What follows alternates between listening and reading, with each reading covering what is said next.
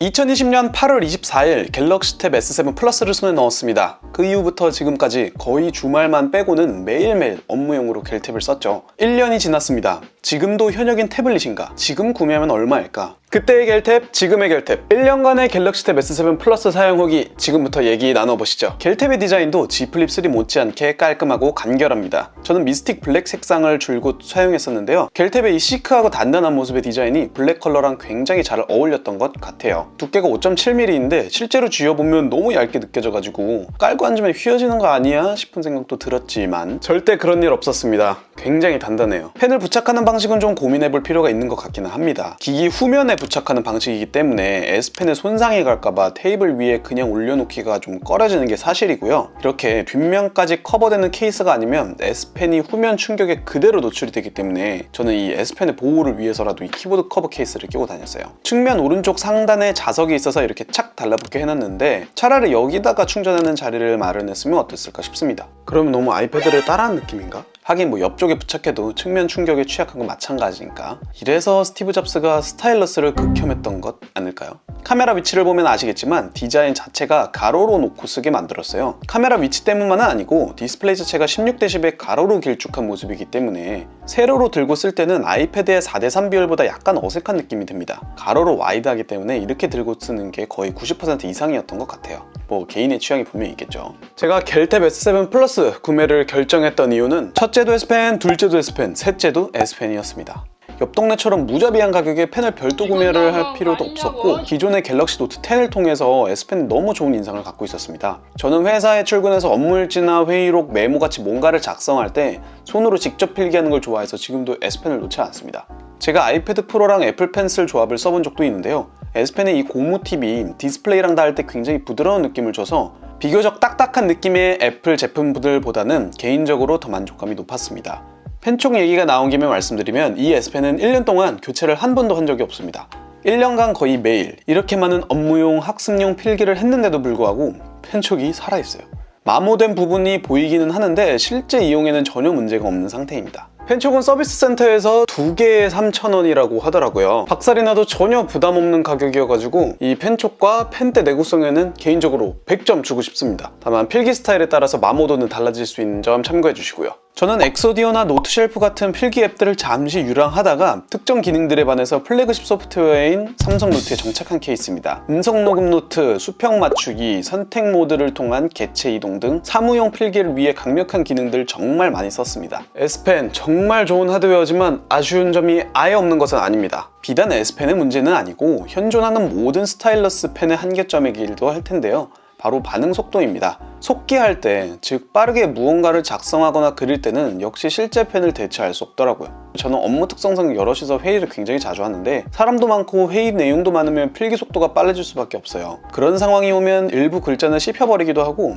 필기차가 굉장히 못나지더라고요. 그래서 가끔은 빠른 필기가 요구되는 상황에서는 노트패드에다가 실제 펜으로 필기하고는 했습니다. 갤탭 S7 플러스는 120Hz 화면 주사율에 S펜 지연 속도가 9ms로 엄청나게 좋은 스펙을 갖고 있죠. 그럼에도 불구하고 실제 펜과 종이가 주는 즉각성과 아날로그적 감성을 잡기에는 발전의 여지가 많이 남지 않았나 싶습니다. 실제 펜과 스타일러스의 반응 속도가 같아지는 그 특이점, 10년 안에는 오지 않을까요? 덱스 모드, 랩탑과 비슷한 환경에서 일할 수 있는 편안함 덕분에 정말 많이 썼습니다. 윈도우 환경과 유사한 UI를 사용할 수 있는 건데 굳이 키보드나 마우스 연결 없이 터치 또는 S펜만으로도 충분히 덱스 활용 가능합니다. 최고 장점은 화면을 여러 개 띄워놓을 수 있다는 점. 제가 테스트해봤을 때는 제한 없이 다른 앱들을 계속 켤 수 있더라고요.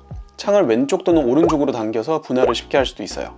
키보드랑 결합하면 윈도우 랩탑과 거의 유사한 단축키를 통해서 더욱 노트북과 같은 경험을 할 수 있습니다. 저는 항상 이 C타입 허브를 들고 다니는데요. 유튜브 영상 촬영 후 SD카드를 꽂아서 곧바로 콘텐츠 확인 가능하고 USB도 연결할 수 있어서 문서 자료 관리하기 정말 편했습니다. 이렇게 노트북과 태블릿의 경계를 넘나드는 랩탑 경험은 정말 좋았지만 문제는 이 기기를 가지고 뭘 할 건데에 대한 답변입니다. 출고가가 100만 원이 넘는 기기를 가지고 콘텐츠 소비, 관리, 감상만 할 수는 없잖아요. 생산성의 영역에 있어서 갤럭시 탭 S7 플러스는 갈 길이 한참 멀었다고 생각합니다. 엄밀히 말하면 안드로이드 태블릿이 갈 길이 먼 거죠. 사진 편집, 영상 편집 등의 정밀 콘텐츠를 만들어내는 앱이 굉장히 적고 조금 쓸만하다 싶은 앱들은 PC 버전에 비해 기능이 굉장히 제한적이어서 조금 많은 불편함이 따라왔습니다. 옆 동네도 아직까지 아이패드가 맥북에 비해서 생산 능력이 한참 떨어지지만 나름대로 받쳐주고 있는 탄탄한 태블릿용 애플리케이션 라인업이 있거든요. 겔텍 같은 경우에는 안드로이드 스마트폰의 앱을 크기만 뻥튀기 해놓은 느낌이라서 스냅드래곤 865 플러스라는 고사양 칩셋이 탑재되어 있음에도 불구하고 겔텍이 반드시 있어야 돼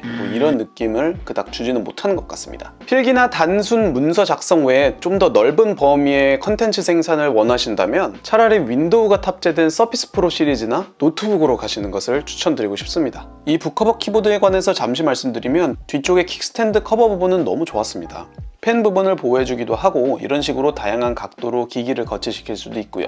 키보드 파츠는 1년 전에 비해 많이 좋아졌습니다. 최초 구매했을 당시에만 해도 키보드를 분리할 때 앱들이 픽픽 꺼졌었는데 지금은 잘 살아있어요. 아주 가끔 앱이 종료되는 현상이 발생되기는 합니다. 100번에 한 번 정도? 생산성 관계없이 콘텐츠 소모용으로만 갤럭시 탭 S7 플러스를 쓰시다면 거의 최상의 태블릿 경험을 하시게 될 거예요. 디자인 말씀드릴 때 16:10 비율이 세로 모드 사용에 어색함을 준다고 말씀드렸는데 가로 모드로 영상을 감상할 때는 굉장한 이점을 갖습니다. 12.4인치 대화면에다가 2800x 1752 해상도 슈퍼 AMOLED 디스플레이가 탑재되었기 때문에 유튜브를 보던 넷플릭스를 보던 최고 사양 스펙의 디스플레이를 아낌없이 사용할 수 있었습니다. 스피커도 좌우 2개씩 총 4개의 쿼드 스피커가 탑재되었고 돌비 애트모스랑 시스템 이퀄라이저도 설정할 수 있어서 미디어 플레이어 용도로는 더 이상 좋을 수 없겠다. 다만 이걸 콘텐츠 소모용으로만 쓰기에는 너무나도 비싼 사치품이다. 아까 말씀드렸다시피 12.4인치 갤럭시 탭 S7 플러스에는 1090mAh의 굉장히 커다란 배터리가 탑재되어 있습니다. 하지만 배터리 수명은 갈수록 줄어드는 법. 어큐 배터리 앱을 통해서 확인해본 제 겔탭의 최대 충전량은 9316mAh입니다. 앱으로 측정하는 충전량은 완벽하게 정확하지는 않지만 오차 범위를 감안해보면 7에서 8%포인트 정도의 배터리 수명 저하가 발생된 것으로 예상되고요. 이틀에 한 번 정도 완충을 했었고 주말에는 업무를 안 보니까 충전 없이 놔뒀었어요. 1년에 평일이 260일 정도 있으니까 공휴일과 휴가를 고려해봤을 때 1년간 충전 사이클은 110에서 한 130회 정도가 되지 않을까 싶습니다. 지금 보시는 화면은 실제 제가 평상시에 이용했던 배터리 타임라인입니다. 2일 3시간 동안 충전 없이 배터리 100%에서 5%까지의 사용 내역인데요. 보시다시피 전 극강의 필기충이기 때문에 대부분의 배터리를 삼성 노트에다가 받쳤습니다. 현재 저의 기기로 삼성 노트만 주구장창 켜놓을 경우 5시간 정도 켜놓을 수 있습니다. 저는 흰색 배경에 필기하는 것을 선호하기 때문에 이 흰색 화면을 지속 표시하는 데에서 배터리 소모가 많이 발생하지 않나 싶습니다. 저와는 다르게 검정색 배경에 흰색 글씨를 쓴다든지 하는 방식으로 배터리 타임을 좀 더 늘릴 수 있을 것 같아요. 멀티미디어 용도로만 쓰면 올리 필기 환경에서보다 30% 정도 더 오래가는 모습을 보여줬습니다.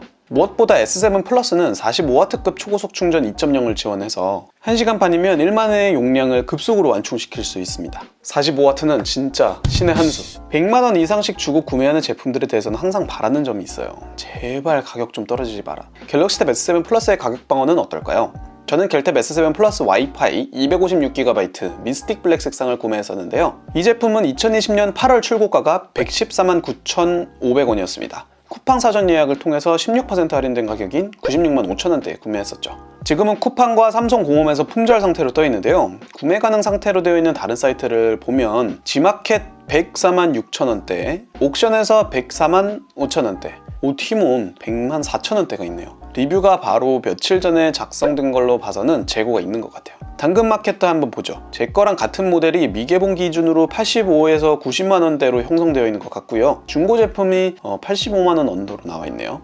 가격 방어 괜찮은 것 같은데요. 감가를 그렇게 많이 안 맞았어요.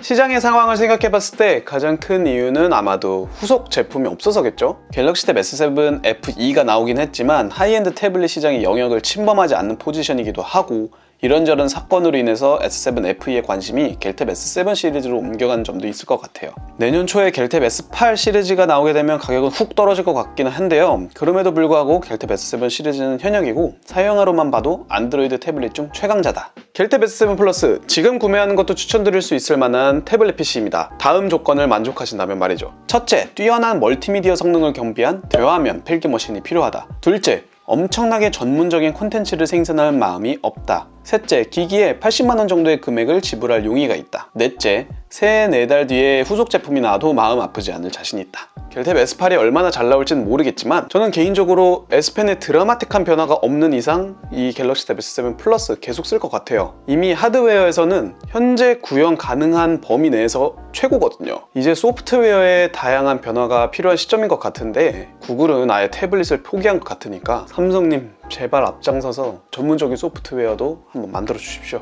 몇 가지 개선점이 보이기는 했지만 근 10년간 제가 써봤던 갤럭시 제품 중 가장 만족도가 높았던 제품입니다. 그렇기 때문에 갤럭시 탭 S7 플러스 관련 영상을 제가 이미 수차례 만들 수 있었던 거고요. 제가 1년간 느낀 점들 말씀드렸습니다. 갤탭에 관해서 궁금한 점 있으신가요? 댓글로 남겨주시면 최대한 확인해서 답변 드리겠습니다. 영상 시청해주셔서 감사합니다. 조모 여기까지입니다.